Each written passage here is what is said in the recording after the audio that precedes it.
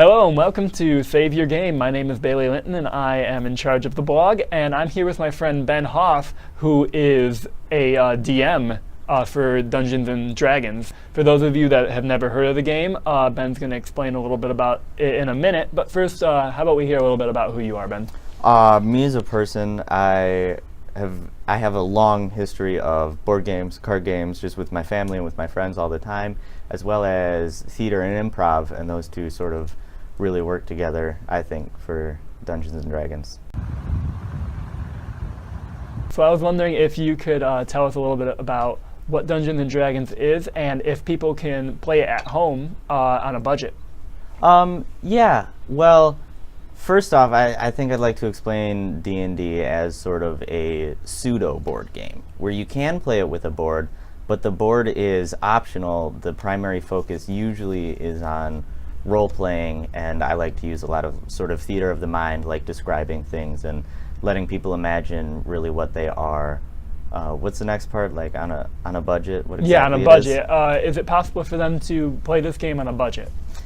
Yeah, there are actually a few resources online. I'm trying to think of what exactly it's called, but if you go to the D&D website, they actually have like portions of all the rule books available online as PDFs, so you can pick those up, start sort of learning about the game and play a few sessions completely for free without spending any money. Sort of the GM, the game master, he sort of improvises most of it. But then the starter set will take you through the first 5 levels, and after that you'll have to drop a fair amount of money on the full rule books. So in these games, do you just usually play as yourself, or?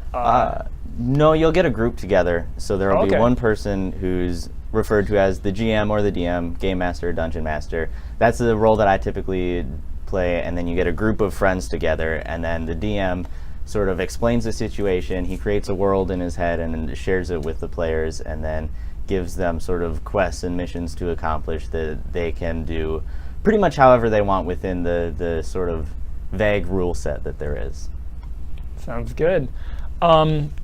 So what tips would you give to other people who play the DM in this? If I'm to understand, the DM kind of controls the flow of the game. Yes. Number one tip, don't say no.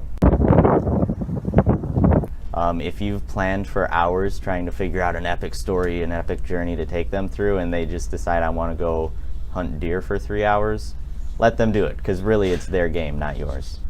Okay. So finally, I thought it might be fun for you to recount one of your most memorable times playing Dungeons and Dragons, because this sounds like the kind of game where you can be real creative.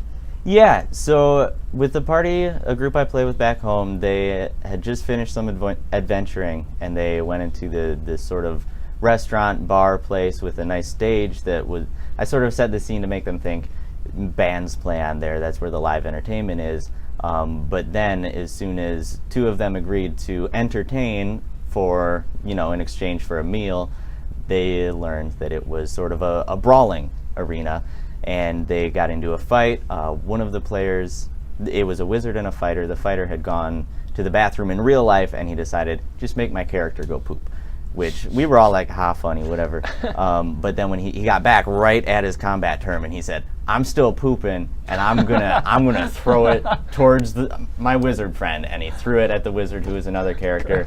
He got the best roll you can. It's a critical success.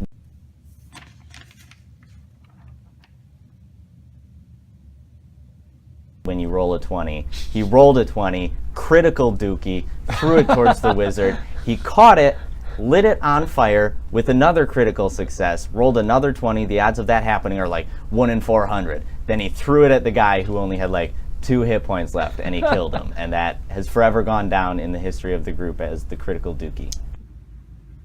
All right, well, thank you very much for coming on the show, Ben, and stay tuned to Save Your Game for all of your board game needs.